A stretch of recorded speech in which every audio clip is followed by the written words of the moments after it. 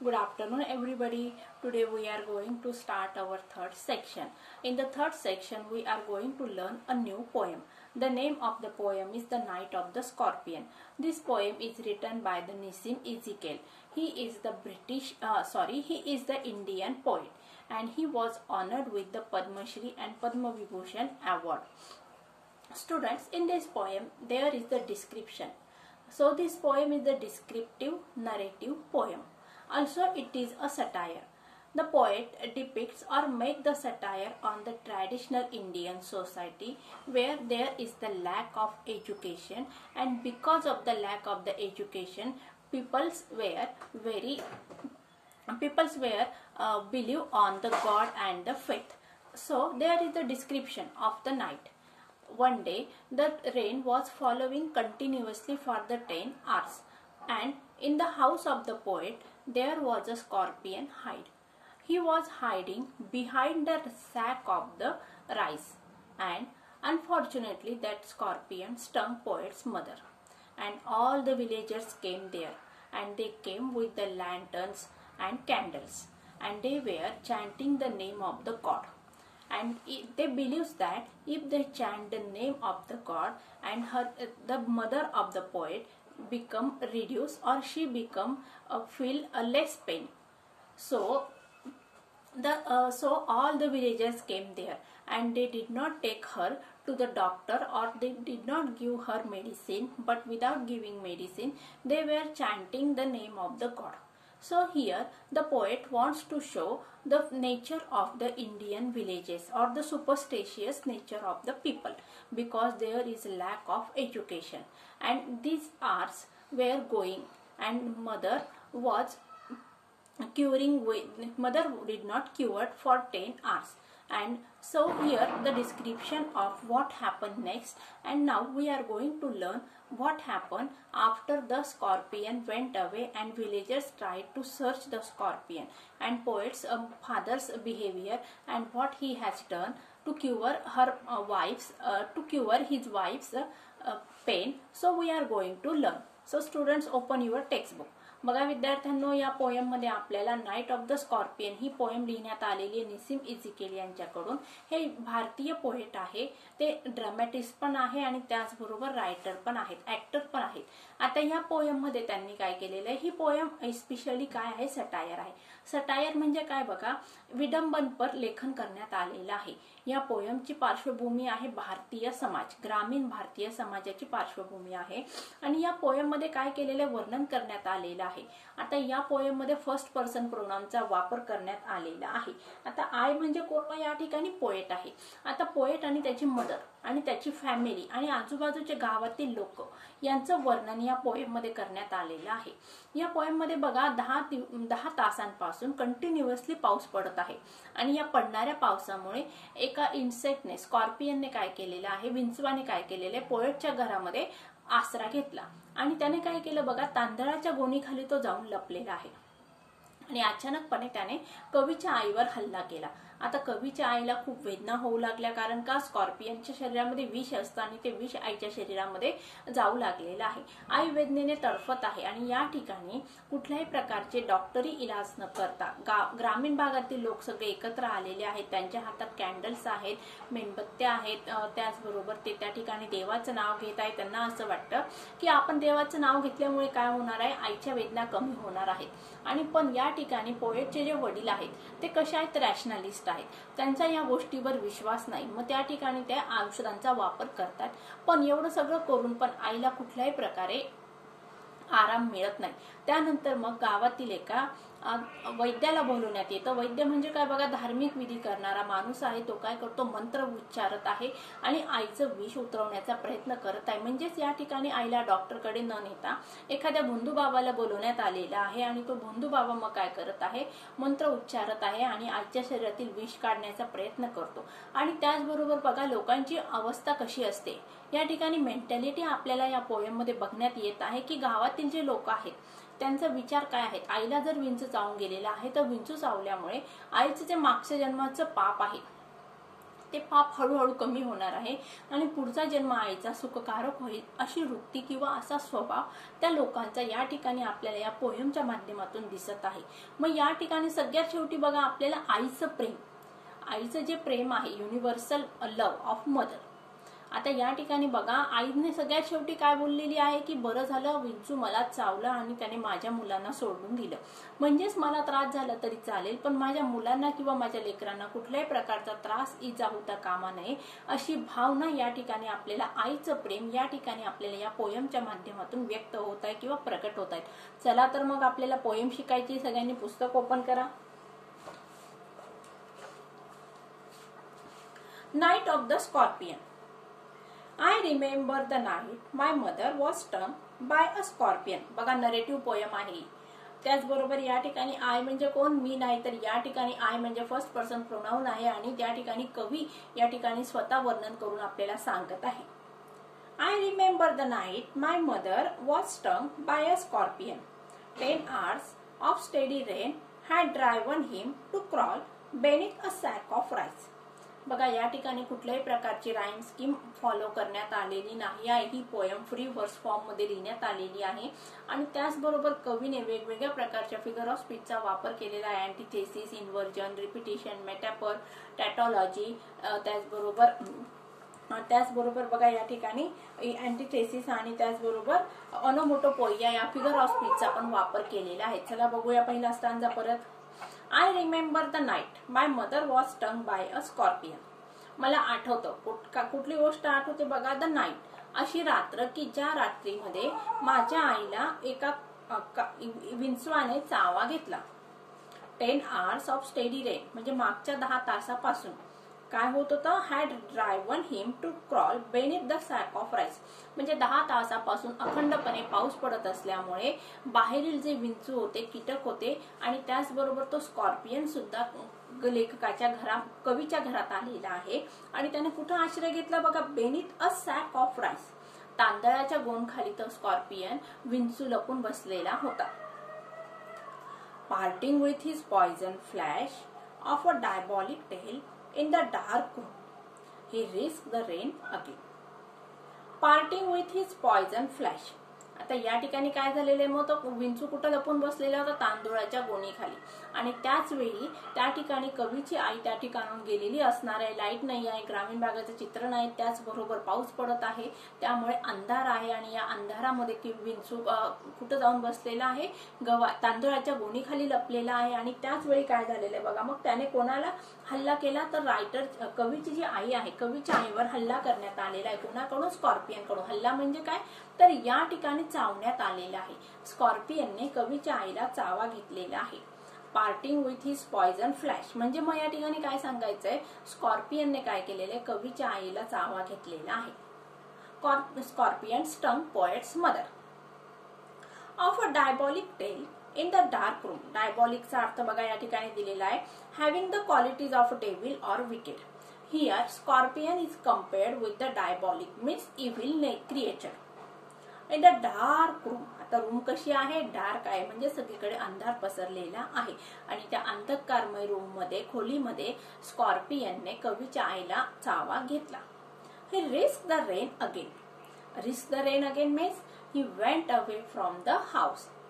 Okay, बघा परत एकदा सांगते. In the first 2 stanza there was the description of the rainy night. From the last 10 hours rain was following continuously and the scorpion was hiding beneath the sack of the rice, and unfortunately that scorpion stung poet's mother and he went away from the room.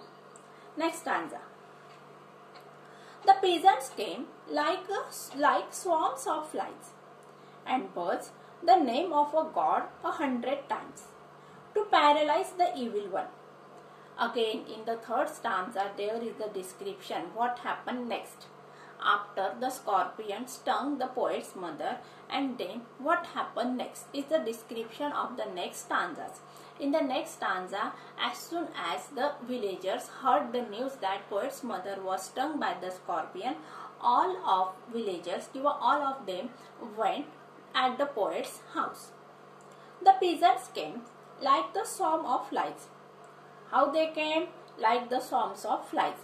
Here in this line there is the simile. This figure of speech is used. Which figure of speech? Simile. बघा तिसऱ्या स्टांजाची जी पहिली line आहे, the peasants came like a swarm of flies. या ठिकाणी like हा शब्द वापरलेला आहे आणि या ठिकाणी कुठलं फिगर ऑफ स्पीच आहे? मग सिमिली हा फिगर ऑफ स्पीचचा वापर करण्यात आलेला आहे. अँड बज the name of God 100 times. बघा आता पिजन्स आलेले आहेत आणि आल्यानंतर त्यांनी काय केलेलं आहे? बज the name of God 100 times. म्हणजे ते आले आणि त्याचबरोबर त्यांनी देवाच्या नावाचा उच्चार करायला सुरुवात केलेली आहे किंवा देवाचं नाव घेत आहे. आता या ठिकाणी बघा परत आपल्याला ऑनोमोटोपोइया हा फिगर ऑफ स्पीच या ठिकाणी मिळतो किंवा सापडतो किंवा लक्षात येतं. अँड बज the name of God 100 time. बज हा जो शब्द आहे यामधून आपल्याला साऊंड इंडिकेट होत आहे किंवा साऊंड क्रिएट होत आहे. त्यामुळे या ठिकाणी कुठला फिगर ऑफ स्पीच आहे? Onomatopoeia. To paralyse the evil one. आता या ठिकाणी काय केलेलं आहे? गावातील सगळे लोक आले आणि आल्याबरोबर त्यांनी काय केले? देवाचं नाव घ्यायला सुरुवात केलेली आहे आणि त्याचबरोबर काय झालेले? मग देवाचं नाव कशासाठी घेत आहे? त्याच्या मागचा उद्देश काय आहे? Chanting the name of the god. There is the to paralyse the evil one. To paralyse means here the meaning is given to stop and activity. या ठिकाणी बघा स्कॉर्पियनने जे आईला स्टंग केलेलं होतं आणि त्या ठिकाणी आईला वेदना होत होत्या आणि त्याचबरोबर ते स्कॉर्पियनने चावल्यामुळे काय झालेलं आहे? आईच्या शरीरामध्ये विष भिनत होतं. मग या ठिकाणी ते विष आईच्या पूर्ण शरीरामध्ये जाऊ नये म्हणून काय सांगितलेलं आहे की हे लोक आले सगळे, त्यांना समजलं की आईला स्कॉर्पियनने चावलेलं आहे आणि त्यानंतर मग ते सगळे लोक गाव लेखकाच्या कवीच्या घरी सगळे लोक जमलेले आहेत आणि त्यांनी काय केलं? मग देवाचं नाव घ्यायला सुरुवात केली. कशासाठी देवाचं नाव घ्यायला सुरुवात केली? की आईला त्रास कमी व्हावा आणि आईच्या शरीरामध्ये जास्त प्रमाणात विष भिनू नये. To paralyse the evil one. Here the metaphor this figure of speech is use. There is the indirect comparison. What which indirect comparison is use? Evil. Evil means a bad thing, but here indirect comparison between the scorpion and the evil creature. Indirectly scorpion is compared with the evil creature. परत एकदा सांगते बघा तिसऱ्या स्टांजामध्ये काय सांगितलेलं आहे? जसं गावातील लोकांना कळलं की स्कॉर्पियनने विंचवाने आईला चावा घेतलेला आहे, कवीच्या आईला चावा घेतलेला आहे, गावातील संपूर्ण लोक त्या ठिकाणी हातामध्ये मेणबत्त्या घेऊन आलेले आहेत आणि कसे जमले बघा ते? Swarm of flies. म्हणजे माशा कशा जमावाने किंवा झुंडीने एकत्र येतात त्याप्रमाणे झुंडीने गावातील लोक त्या ठिकाणी आलेले आहे आणि आल्याबरोबर त्यांनी काय केलेलं आहे? देवाचं नाव घ्यायला सुरुवात केलेली आहे. आता देवाचं नाव घेण्यामागचा उद्देश काय आहे? की आईच्या वेदना कमी व्हाव्या. In the third stanza there is the description of the peasant people. All the peasant people, when they heard the news that the poet's mother was stung by the scorpion, all of the villagers came there, and they came like the swarm of the fleas. Means a lot of people came there, and as they came there, they take the name of the god or chanted the name of the god. Their intention was to reduce the pain of mother. Fourth stanza. With candles and with lanterns, throwing giant scorpion shadow on the mud-baked walls. They searched for him, he was not found. They clicked their tongues with every movement that the scorpion made his poison. Move in mother's blood, they said. बघा आता fourth stanza मध्ये वर्णन केलेलं आहे. आता ग्रामीण भागातील जे काही घरं असतात त्या घरांमध्ये कशा भिंती असतात, स्ट्रक्चर कसं असतं ते वर्णन केले. त्याचबरोबर लोकांचे स्वभाव कसे असतात, मेंटॅलिटी कशी असते. आता या ठिकाणी एखाद्या व्यक्तीवर जर संकट आलं किंवा त्याला काही शारीरिक त्रास होत असेल तर आपल्याकडे शहरी भागात काय केलं जात असतं? पटकन डॉक्टरांकडे नेलं जात असतं. पण या ठिकाणी डॉक्टरांकडे न नेता वैद्यकीय उपचार न करता वेगवेगळ्या प्रकारचे उपचार आईवर सुरू करण्यात येत आहेत. आता या ठिकाणी आपण अंधश्रद्धा या ठिकाणी म्हणू शकतो. With candles and with lanterns. आता या ठिकाणी with candles and lanterns means the villagers came with the candles and lanterns. Throwing giant scorpion shadow. आता कॅन्डल्स आणि लँटर्नचा उपयोग कशासाठी करत आहे ते? स्कॉर्पियनला शोधण्यासाठी. Throwing giant. आता स्कॉर्पियनची कंपॅरिझन कोणाबरोबर केलेली? जायंटशी. जायंट म्हणजे काय? राक्षसाशी कंपॅरिझन करण्यात आलेली आहे. आता स्कॉर्पियन छोटा, विंचू छोटा होता, पण या ठिकाणी पोएटने काय केलेलं आहे? जायंट या शब्दाचा, जायंट या ऍडजेक्टिव्हचा वापर केलेला आहे. कुणाचं डिस्क्रिप्शन करण्यासाठी? तर स्कॉर्पियन्स. Scorpion giant shadows. मग आता अंधारामध्ये त्या ठिकाणी त्यांनी कॅन्डल्स आणि लॅन्टर्न्सच्या साह्याने, मेणबत्त्या आणि दिव्यांच्या साह्याने कुठं स्कॉर्पियन दिसतो का, त्याची सावली दिसते का, ते शोधण्याचा प्रयत्न केलेला आहे. On the mud bake walls. आता त्यांना काय वाटलं बघा, तांदुळाच्या गोणीखाली लपलेला होता आणि त्यानंतर तो भिंतीवर चढून कुठंतरी जाऊन कोपऱ्यात लपलेला असेल. मग आता भिंती कशा आहेत बघा, on the mud bake walls.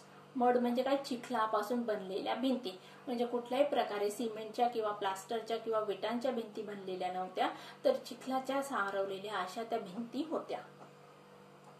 They search for him, he was not found. आता बघा, they search for him, he was not found. They means scorpion. He was not found means scorpion was not found. So here tautology, this figure of speech is used. He and him are used for the only one thing, that is the scorpion. या ठिकाणी मी जे सांगितलंय ते तुम्ही लिहून घ्यायचं आहे. कुठला फिगर ऑफ स्पीच आहे ते? कुठला फिगर ऑफ स्पीच सांगितला मी या ठिकाणी? टॅटोलॉजी. टॅटोलॉजी काय आहे? कारण ही आणि हिम हे दोन शब्द एकाच व्यक्तीसाठी वापरण्यात आलेले आहे. दे सर्च फॉर हिम. हिम आणि ही. बघा, दे म्हणजे कोण? मग विलेजर्स. त्यांनी कोणाला शोधलं? हिम म्हणजे कोणाला? मग स्कॉर्पियनला. He was not found. He means scorpion. या ठिकाणी ही आणि हिम हे दोन शब्द एकाच व्यक्तीसाठी वापरलेले आहेत आणि ती व्यक्ती कोण आहे या ठिकाणी? मग स्कॉर्पियन आहे.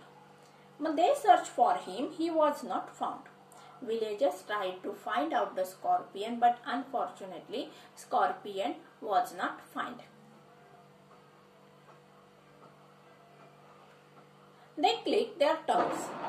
With every movement that the scorpion made his poison move in mother's blood, they said.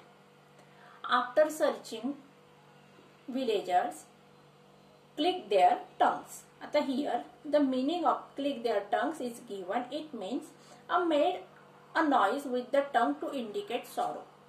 All the villagers tried to make the noise with the help of their tongue to remove villagers tried to make the noise with the help of the tongue. Okay, they click their tongues. With every movement that the scorpion made his poison move in mother's blood, they said. With every movement that the scorpion made his poison. In this line, inversion, this figure of speech is used because proper yes-pure structure is not followed. They click their tongues. With every movement that the scorpion made his poison move in mother's blood, they said. आता लोकांचं काय म्हणणं आहे बघा, जसा scorpion movement करणार किंवा एका ठिकाणाहून दुसऱ्या ठिकाणी जाणार, तो जसं फिरणार तसं आईच्या शरीरामध्ये विष भिनत जाणार आहे किंवा आईच्या शरीरावर विषाचा काय होणार आहे? असर होणार आहे, प्रभाव पडणार आहे. बघा, परत एकदा सांगते मी. फोर्थ स्टांजामध्ये डिस्क्रिप्शन केलेलं आहे. कशाचं डिस्क्रिप्शन केलेलं आहे? विलेजर्सचं डिस्क्रिप्शन केलेलं आहे. आता विलेजर्स आलेले आहेत आणि त्यांच्या बरोबर काय आहे? कॅन्डल्स आहे आणि लॅन्टर्न्स आहे. आणि ह्या कॅन्डल्स आणि लॅन्टर्नचा उद्देश कशासाठी आहे? तर त्यांना स्कॉर्पियनला शोधून काढायचा आहे. त्यांना वाटलं की भिंतीवर स्कॉर्पियन जाऊन बसलेला असेल. मग त्या ठिकाणी ते स्कॉर्पियनची सावली शोधण्याचा प्रयत्न करत आहेत, परंतु त्यांना स्कॉर्पियन सापडला नाही. आणि त्यानंतर मग त्यांनी काय केलं? निराशेने काय केलं? निराश झालेले ते आहेत, कारण का स्कॉर्पियन त्या ठिकाणी त्यांना सापडला नाही.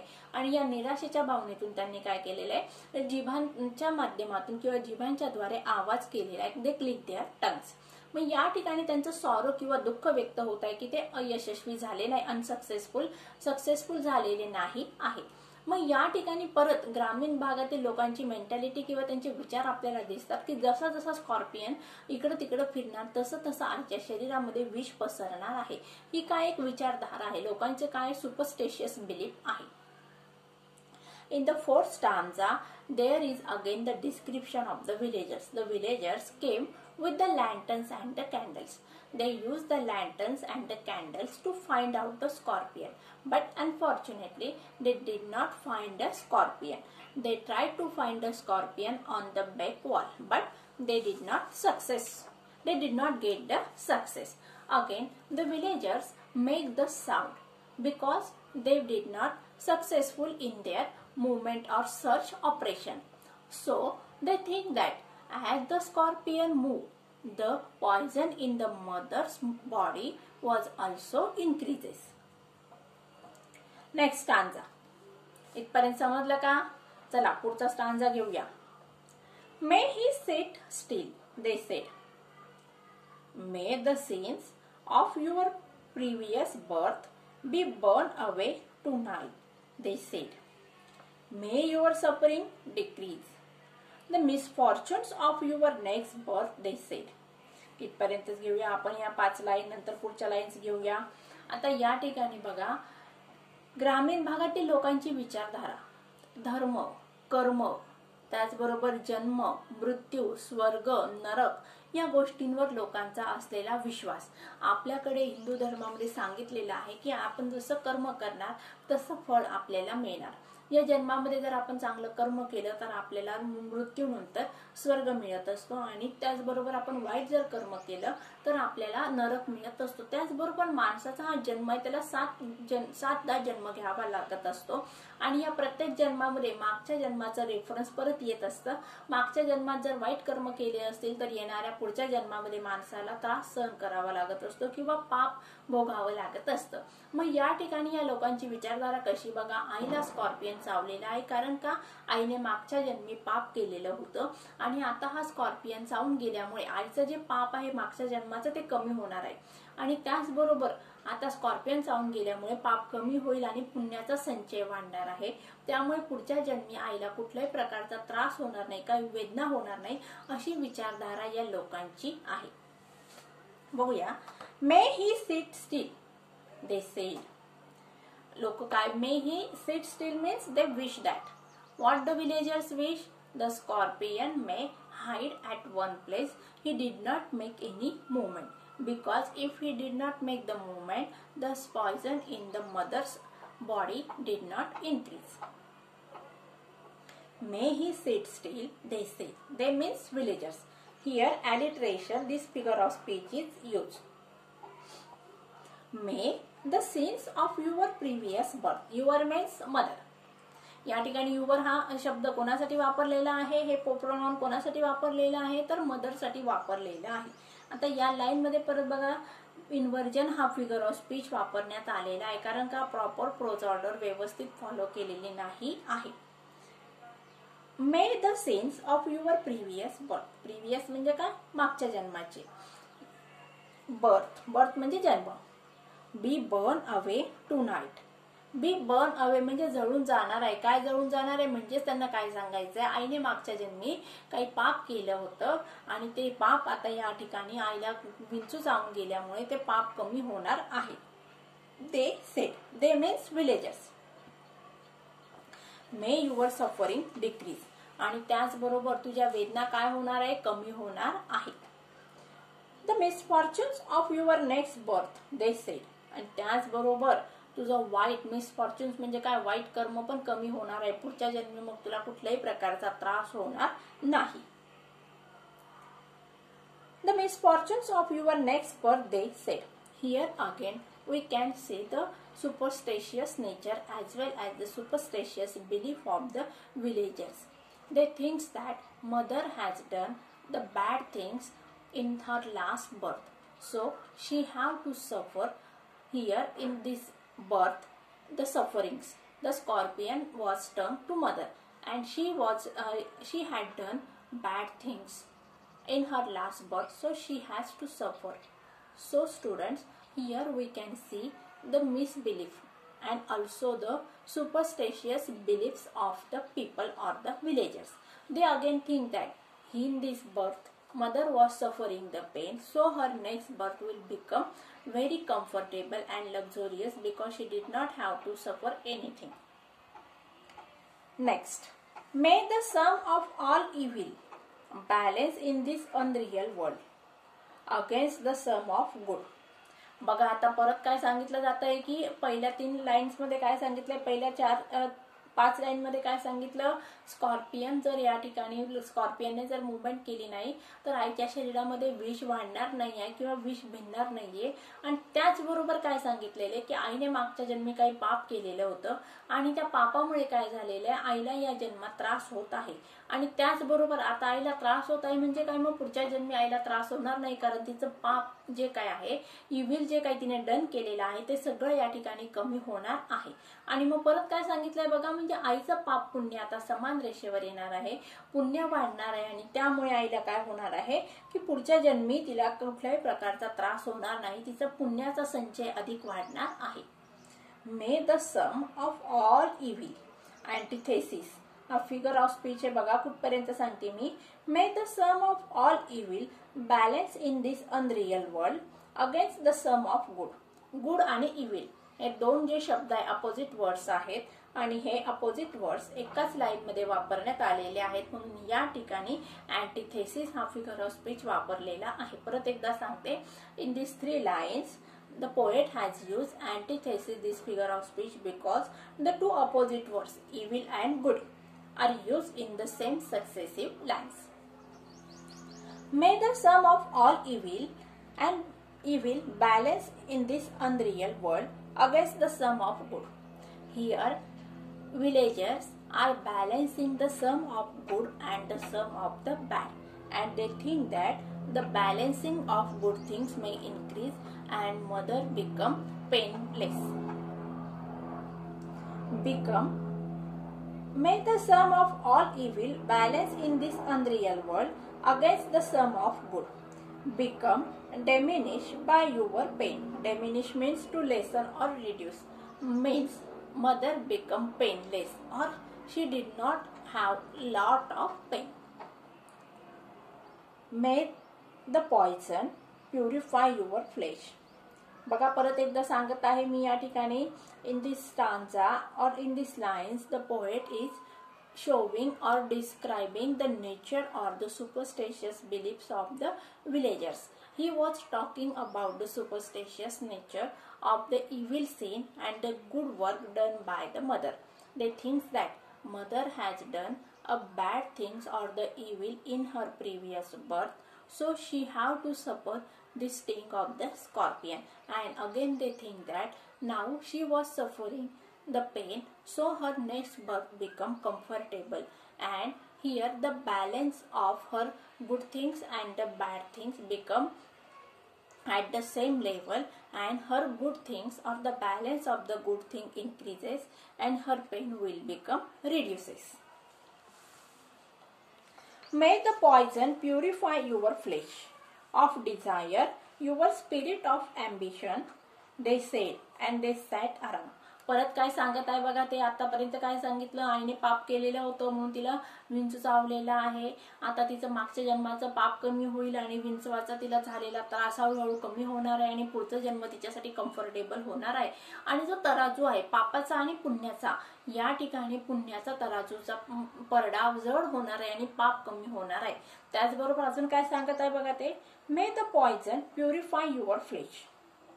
आता पॉइझन आईला जे विंचवाने चावलेलं आहे त्यामुळे तिच्या शरीरात विषाचा शिरकाव झालेला आहे आणि त्या विषाच्यामुळे काय झालेलं आहे, प्युरिफाय युअर फ्लेश म्हणजे तुझं जे शरीर आहे ते शरीर. आता या ठिकाणी प्युरिफाय म्हणजे काय, आता आपण पाणी प्युरिफाय करून पित असतो म्हणजे स्वच्छ करून पित असतो, म्हणजे आईच्या अंतर्मनातील ज्या काही इच्छा आहे आकांक्षा आहे त्या सगळ्या त्या ठिकाणी स्वच्छ करण्याचं किंवा धुवून निघण्याचं काम करत आहे. कोण काम करत आहे, ते poison. Your flesh desire of desire and your spirit of ambition म्हणजे तुझ्या काही ज्या इच्छा आहेत आकांक्षा आहेत त्या सगळ्या या ठिकाणी प्युरिफाय करण्याचं काम कोण करत आहे, मग पॉइझन करत आहे.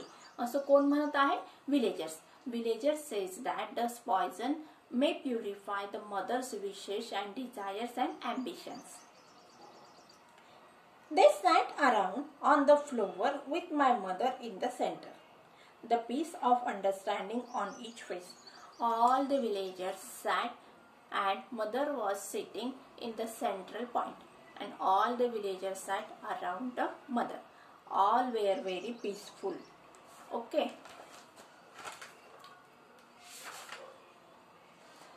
So students, we will complete the next poem in the next session. So I think all of you have understand what I have told you. Again, I am going to take a short summary of those stanzas. Here in this poem, there is the description of the night when the rain was following continuously for the 10 hours and a scorpion was hiding beneath a sack of rice, and he stung the mother of the poet. As the villagers heard the news that poet's mother was stung by the scorpion, all the villagers came there with the candles and the lanterns, and they were chanting the name of the god. And they tried to find out the scorpion, but unfortunately they did not find the scorpion. The beliefs of the villagers were found out in the next stanzas. There they think that mother has done a bad thing in her previous birth, so she have to suffer the sting of the scorpion. Again they think that now her next birth will become comfortable. The balance of the good thing and bad thing will be at the same level, and so her next birth will be comfortable. And again they think that now the poison which was entered in mother's body will reduce her desire and ambition. So what happened next? All the villagers sat and mother was sitting in the central point. So what happened next we are going to learn in the next period. So friends, read the poem very carefully, and we will going to finish our next part of the poem as well as the English workshop. So I think all of you have understand it very better. So friends, take care and goodbye.